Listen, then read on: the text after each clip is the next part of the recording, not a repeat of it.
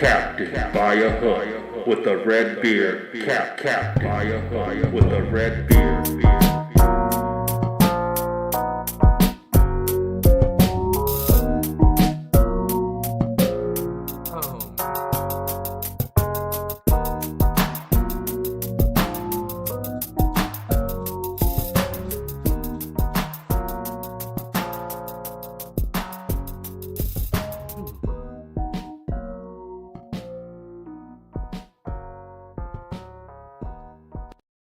Yes, sir. How the heck are we doing, baby? Down to the Final Four in men's college basketball. Tonight wraps up the Elite Eight on the women's side. Definitely have bets for both of those games tonight. On the women's side, I'll kind of recap a little bit of the Sweet 16 and Elite Eight on the men's side. Not going to dive too deep into it. Uh, let's move forward. But I do want to say what a heartbreaking way for Houston's season to end. When you lose, you always want to lose at full strength. You never want it to be quote unquote because of an injury. Now, I'm not saying Jamal Sheed, Houston wins if he finishes the game healthy, but there will always be that what if, I'm sure, in Jamal Sheed's head. Even a few, sure there's a few Houston fans that think that as well. I mean, you lose by 3 without your best player for the whole second half. I honestly don't know how early in the first half he went down. I kind of tuned into that game around halftime. Busy weekend, Easter weekend, Easter Sunday. I hope everybody had a beautiful Easter, Good Friday, Sunday. Uh, but yeah, man, got a Final Four finally. Purdue, UConn, Bama, North Carolina State. Man, what makes this tournament so special is the possibility of a North Carolina State being in the Final Four every year. It's that team that comes out of nowhere that makes America fall in love with them. So, man. Amazing story there with North Carolina State. I'm sure everybody knows the story going back to the ACC tournament, being down against Louisville, beating Syracuse, coming back against Virginia, the missed free throw, the miracle three shot off the glass by Casey Morsel. I mean, it's amazing. It really is truly amazing. DJ Horn, what he's done to carry this team. And then, of course, the big fella everybody loves, DJ Burns Jr. The thing about this team, I think because nobody really knows anything about them, and I mean, this was a 17 and 14 team in the regular season, they got some players. I will talk about that a little later in the show when I kind of recap their run to the Final Four. I will look at some of the box scores and talk about how others than DJ Burns and DJ Horn stepped up to help this team make a hell of a run. Purdue, them Purdue-ski boys, man, they play beautiful basketball. I know 80% of the world hates it. That's because 80% of the world doesn't understand basketball past a highlight level, which is cool. Y'all got lives, man. Y'all don't get paid to understand basketball past the highlights. I don't know what y'all do, but it's okay that y'all don't spend your whole life in the sport. Also, opening weekend in baseball, baby. Chicago White Sox, my team. The New York Metropolitans, my team. Both 0-3, looking to start off a second series. White Sox taking on the Braves. Mets will rumble with I don't know off the top of my head. I know Manaya's pitching in this game. But anyway, I do got some baseball bets for you today.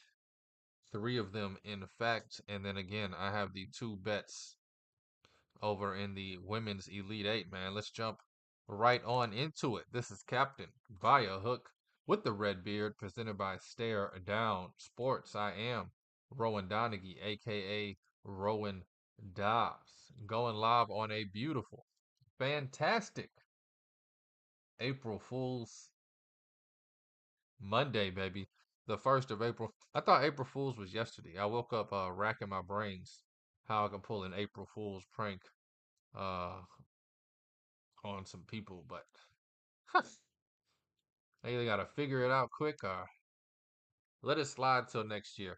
I feel like every year I do this. April Fool hits, and I wish I had some elaborate April Fool's plan or April Fool's prank or joke to pull on somebody, and I never do, and I always regret it, and then I never think about it again till next April 1st. So I don't know. I need to get one of them, one of those old school Disney Channel April Fool pranks to pull on somebody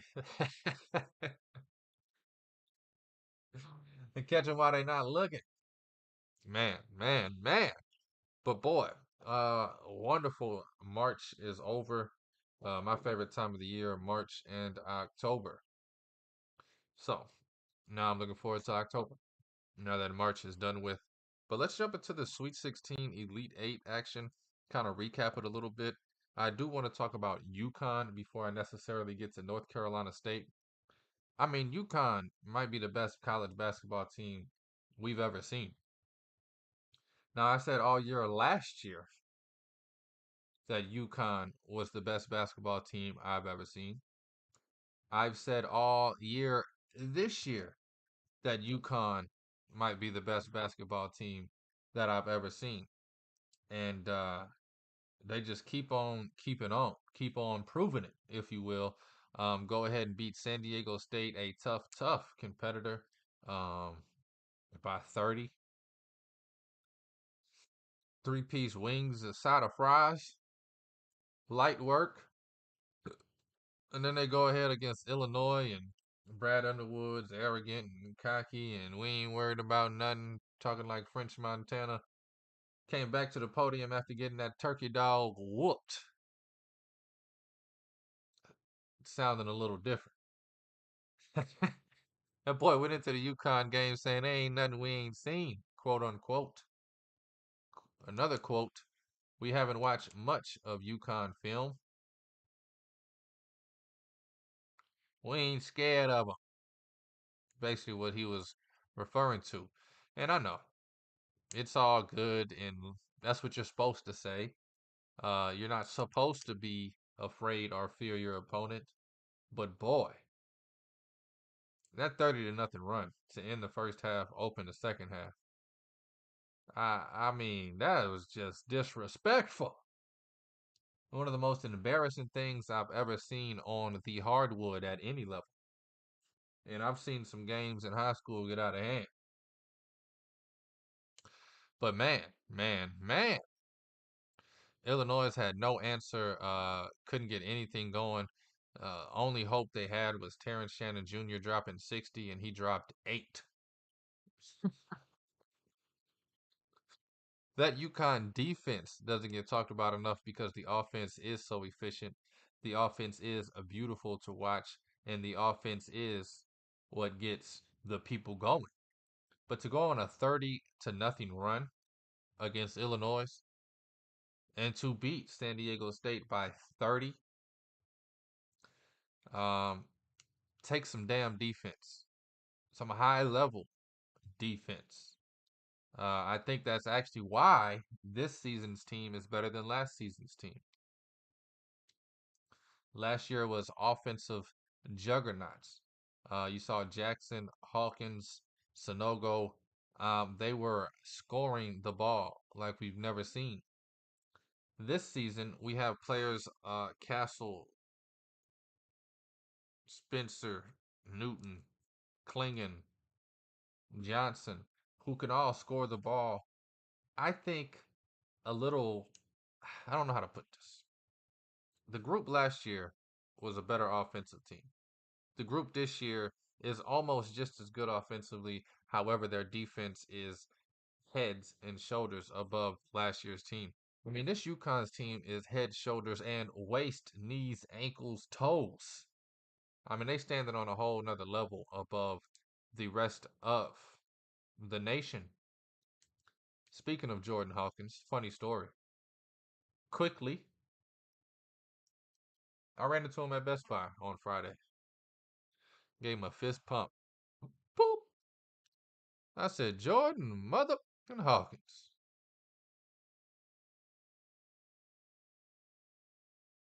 Just told him I was a fan. Didn't bother the guy. I said, damn, I'm a fan, bro. Boop. Shout out to him, Jordan Hawkins. North Carolina State. How did they get to the Final Four? Everybody thinks it's because DJ Burns is dropping 50 and 12. No. DJ Horn has actually been the engine that gets those teams running. DJ Burns is definitely the transmission, the battery, the radiator. But they do have some tires in Casey Morsel. They do have some tires in Mohamed Diarra.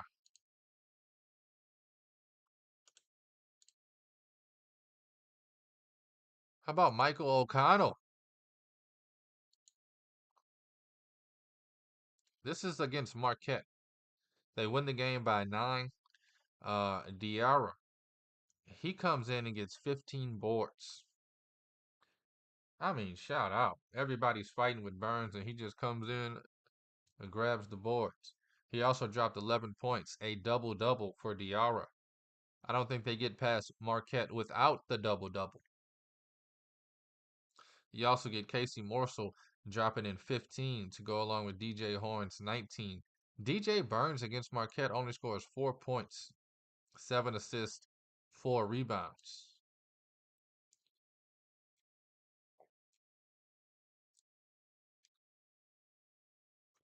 But because of the engine and the tires, they were able to keep rolling. And then we look at the game yesterday against NC State. Burns took the forefront, but you still had Michael O'Connell coming in with the 11 boards, even 6 points and 6 assists. 6 points, 6 assists, 11 rebounds. That's the type of performances you need from role players, from other players, to make a Final Four run like this. Yesterday, Casey Morsel, 8 points, 2 assists. And then you get your two big dogs, DJ Burns and DJ Horn, both over 20 points. Horn with exactly 20 points.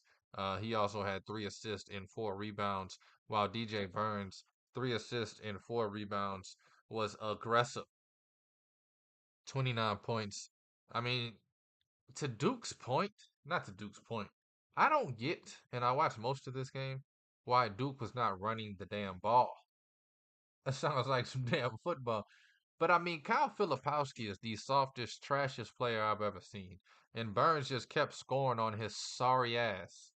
And instead of them pushing the pace and running the ball and getting DJ Burns out the game due to his and this is no knock against the kid, but he is out of shape. He can't run for 30 minutes. But instead, Kyle Filipowski rather cry. I mean, I've never seen somebody take out the ball so slow. There is no way that that's what the hell the coach wants him to do. Ball goes through the net. He lets it bounce 2 or 3 times, picks it up, walks, looks at every camera he can look at, poses, does one of these.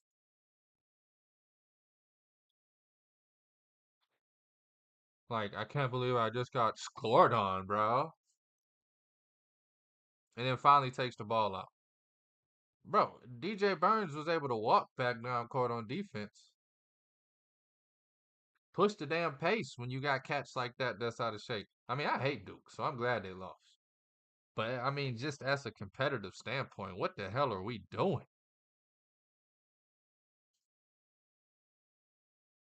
Basketball IQ was at a low level yesterday for the two losing teams.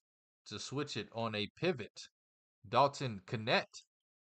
I mean, this kid can flat out score. He took half of the team's shots. He takes 31 shots. The team takes 62 shots. He scores 37 points. The team only scores 66 points. He has one assist and three rebounds and three turnovers to go along with his 37 points. He gives you nothing outside of a jump shot.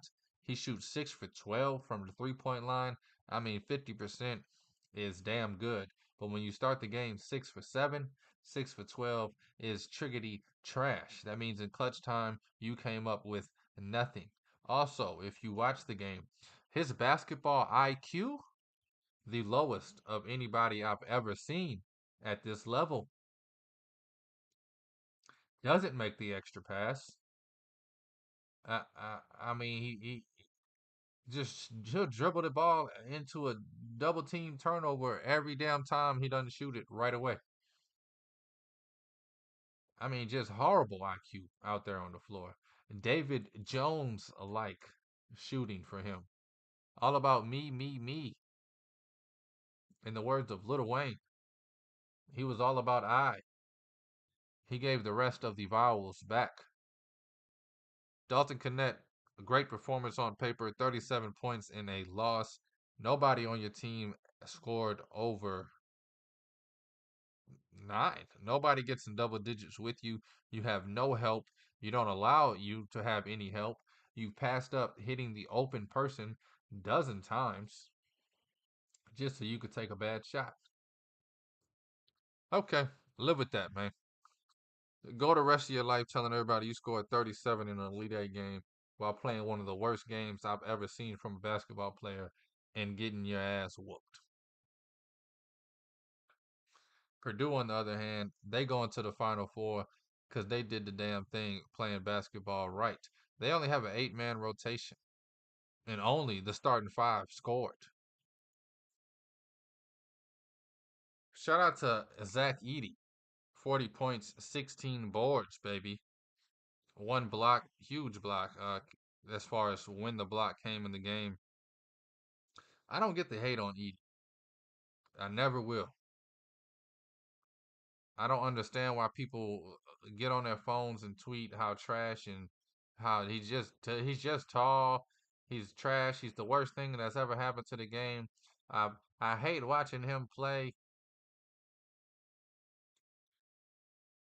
Why don't y'all just appreciate the greatness that you have for these 4 years that you've had it? It's not like Zach Edey's a freshman phenom coming in at 7'6", looking like Victor Wembanyama, just dominating the game. Why don't we appreciate growth? 3 years ago, this kid could barely catch the ball and not travel. 2 years ago, this kid had one move. Once he figured out how to catch it and not travel, boom, baby hook. Now this kid has everything you could ask for in a basketball player. He understands positioning. He understands keep it simple. He understands how to help his teammates. He understands spacing. His footwork, I mean, has improved tremendously. His touch around the rim, he can score. That's why he's scoring 40 points now. 2 years ago, this kid was off the bench. Like I cannot wrap my around the hate for this guy. I'm not a Purdue fan. Hell, as a matter of fact, one, two, three, 4 games now in this tournament, I've lost money. First three, I was fading Purdue. Yesterday, I took the over just to have something on the game. Lost all 4 of those bets. And even I still do not hate this man because I understand basketball. I mean, what he's doing is what you want a kid to do.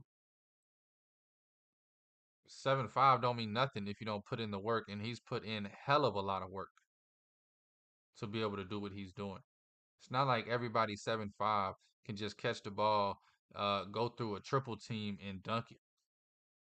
And again, like I said, 3 years ago, this kid couldn't even catch the ball wide open and make a layup. And now he's fighting through triple teams, double teams, getting fouled on every play. Just hats off to him, man, and everything he's endured and been through. Shout out to his moms holding him down, always being there. Zach Edey is amazing, a wonderful story. And shout out to Shorty. Y'all know what I'm talking about. That boy Zach Edey got caught lacking at a party. Um, I'm assuming that was yesterday after the game, but I honestly, now that I'm thinking about it, that was an old ass video. When they on the road yesterday, ain't no way he got back to Purdue that fast just to get up in some ass.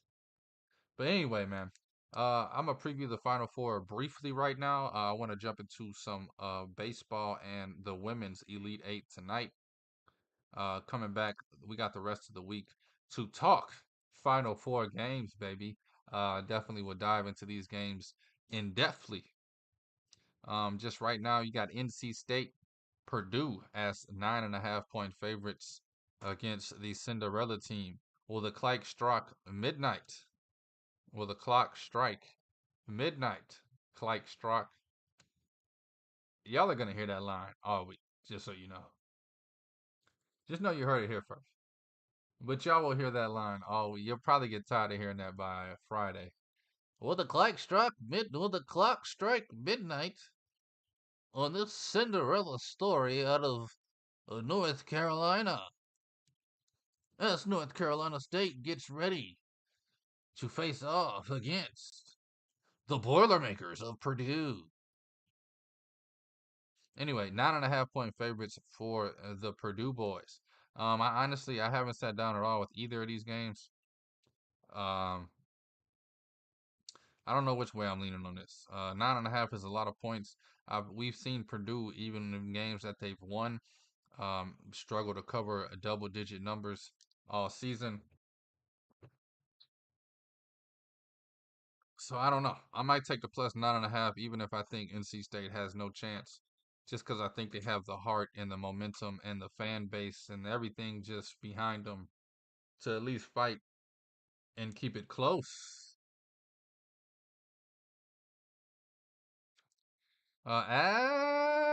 Alabama. I do want to talk about their run a little bit more tomorrow. Impressive, impressive, impressive run from the Crimson Tide to get to this Final Four. I mean, they have absolutely stunned me, astonished, if you will, that they beat North Carolina. And then to back it up, Clemson, I ain't really too surprised about that. Clemson kind of just lucky as hell to be there. Just happy to be here, Jim. But Alabama, UConn, 11.5 point favorites. I mean, they beating everybody by 30. I'm surprised it's sitting more. I was surprised I was able to I was hoping to get another 8.5, 9.5, 7.5, something like that, like we got against Illinois. But man, just off first lean, I think UConn wins again by 30. But Alabama definitely impressed me, and is improving. And I'll definitely break this game down more this week and see where we end up on which side. But first lean on both of these games is NC State 9.5, UConn 11.5. But nothing official on those games yet. Let's talk some damn BC ball. Somehow, some way, Shohei Ohtani still playing baseball. Hey, I guess it's okay and legal to bet on baseball if you're a professional player for the LA Dodgers. It's an old joke. You guys probably wouldn't get it.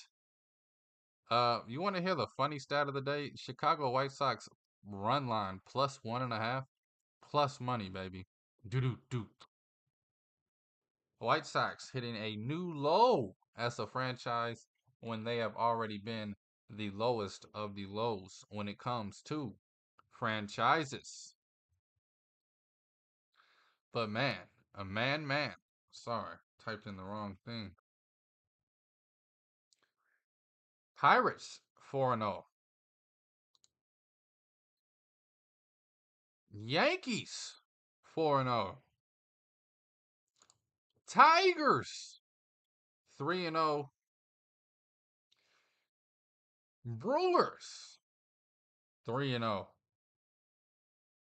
Diamondbacks at the top of the NL West after the first weekend, going 3-1 against uh, the Rockies.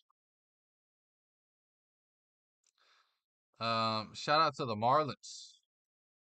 Shout out to the Mets. Shout out to the Astros. Shout out to the White Sox. All four of these teams have not won a game yet. Yikes. I mean, the Astros, obviously, for obvious reasons, are the biggest surprise there after opening weekend. Um, they come out against the Yankees and just get smacked. Every game being close though, so I don't know, 5-4, 4-3. It's really I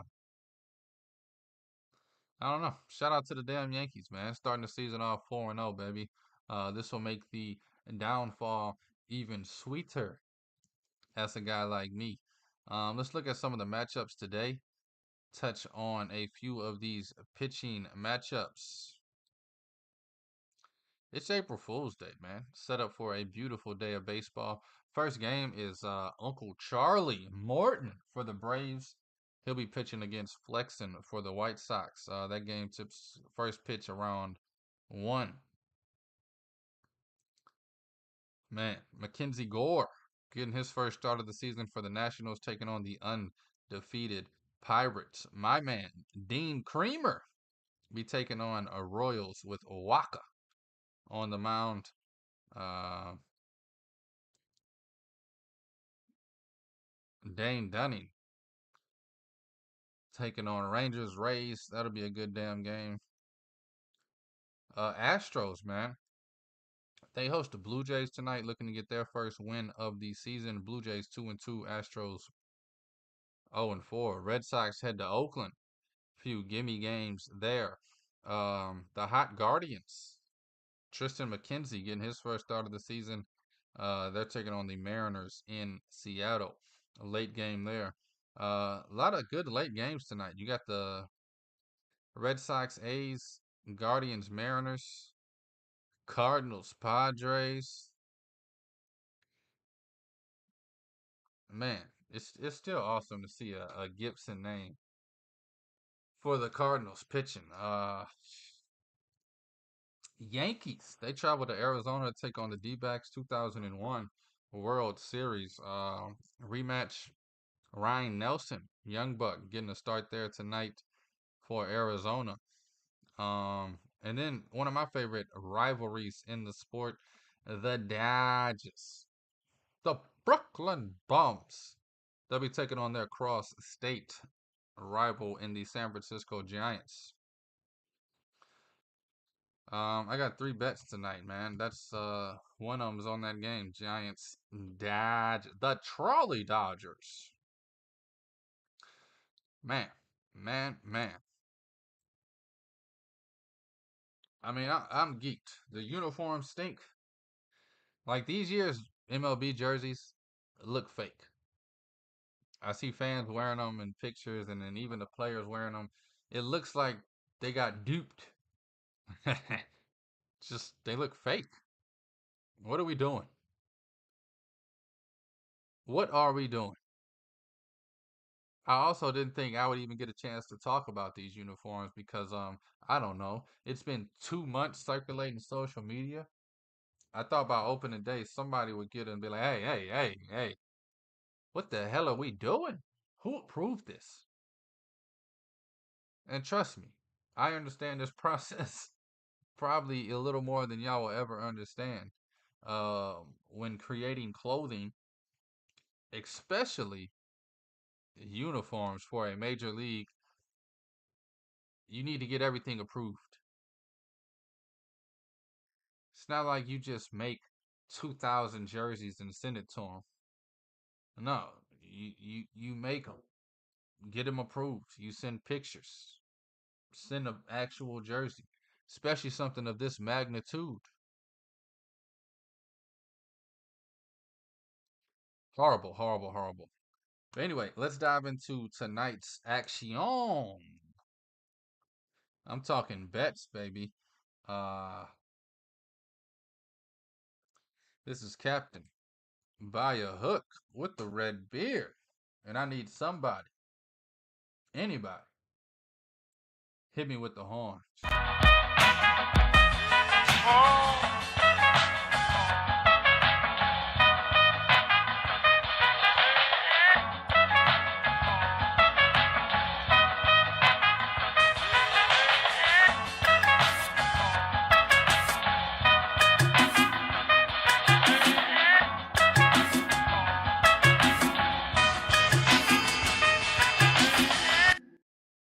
Franklin, Earl, Beard Winnington here. Got some bets for you today, people. Let's start off in the women's Elite Eight. Got a few good ones. A rematch of last year's title game. We got LSU, Angel Reese, taking on Iowa, the Hawkeyes, and Caitlin Clark, Iowa. 1.5 point favorites. I'm going to be honest with you. I'm going to take the better team over the better player. I also think Caitlin Clark has burned her own bridges. I feel like her own team be like, man, fuck this behind her head. And I love Caitlin Clark. Love what she's done for the game. I love what she does on the court in the game. Love, love, love, love, love me some Caitlin Clark. But this is going to be a 1-against-5 matchup. Give me the Tigers of LSU on the money line, plus 110. Love that bet tonight. LSU women's, the Tigers, plus 110. Barely survived the game against UCLA, but hey, survive and advance. That's the name of the game, baby. Give me LSU in that one. We got UConn, Paige Bugers, aka Miss Buckets. They're taking on USC and Juju Watkins. The Joel. Juju. No, I'm kidding. Give me UConn minus the 3.5 in this one. I'm gonna take the better coach. I'm going to take the better program. I am going to take the 18-year senior over the freshman phenom. I am going to take experience over talent. Give me UConn, baby. Minus the 3.5. USC, a great, great, great story this season. Everything Juju Watkins has done. But I think they run into a wall tonight. Give me UConn getting them team to the Final Four. UConn minus 3.5 and LSU on the money line. That's tonight's bets. And the women's Elite Eight. Shout out to South Carolina, North Carolina State too. Both of those programs getting to the Final Four. South Carolina undefeated. It's hard to do in any league. Shout out to Don Staley and that program of South Carolina. I think they're coming for it this year, baby. I think they're coming for it. Anyway, let's jump over to the Diamond. Got 3 bets for you over there. First bet I got for you is in the Braves White Sox game. However, it is not the Braves on the run line like you're going to hear 1,000 times. Give me the over. Charlie Morton. I think the White Sox can touch him up a little bit. I also think the Braves will definitely touch up the White Sox. I'm going to be on the over here. I think that's the best play of the game. One of my favorite plays of the day. Again, I think Charlie Morton gets touched up by this White Sox lineup. I mean, scoring really hasn't been the problem. They lose 2 extra inning games against the Tigers, 7-6, 4-3. I think the White Sox put up at least 3 or 4 runs today, but I think the Braves will get to the White Sox. I mean, White Sox pitching is horrendous. We all know what that Braves lineup can do. I'm gonna take the over 8.5. I think the Braves get close to it by themselves, and the few runs the White Sox get help them push it over the 8.5. Another over I have on a late game, baby. Yes, I am talking the Giants and the Brooklyn Bums.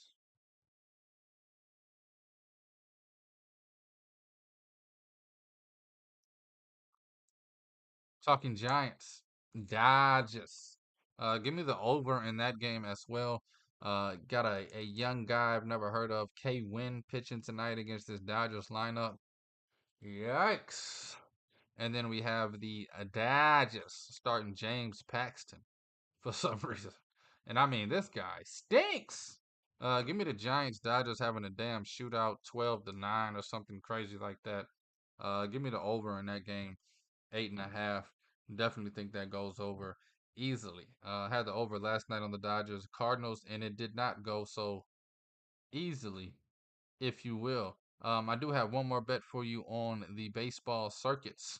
Last year, this guy was good to me. Give it to me some more. Dean Creamer getting the start tonight for the Orioles, his first start of the season. They'll be taking on Michael Waka, and the Kansas City Royals. Give me the O's at home on the run line, minus 1.5, plus 136 was what I got it at. It's plus 132 now. Get it how you live. But I like the O's to go ahead and win this game by at least two or more. Give me the O's on the run line, minus 1.5, plus 130 something, taking on the Royals. Man, I'm geeked, baby. Uh, Baseball really kicking it off. Final four coming up. I'm looking forward to these Elite Eight matchups tonight with the women's. Man, thank y'all for listening, though. Thank you for watching. Thank you for the love, and thank you for the support. This is Captain By a Hook with the Red Beard, presented by Stare Down Sports. I am Rowan Donaghy, aka Rowan Dobbs, going live on a beautiful, beautiful, beautiful Monday. It is the 1st of April and the 92nd day of the year 2024. Jumping into that second, I go by 90 days. That's how I do my goals. I like to work 3 months at a time. I don't like 2-year goals, 1-year goals. Just give me 90 days, get something done. Um, Even if it is a small step to a bigger goal that will take 2 or 3 years, I like going by 90 days. So this next 90-day block kicking off pretty much today for me. Didn't really do much over the weekend, but hey, again, thank y'all for everything. Take all of these wagers at your own risk, and please, please gamble responsibly. Dobbs.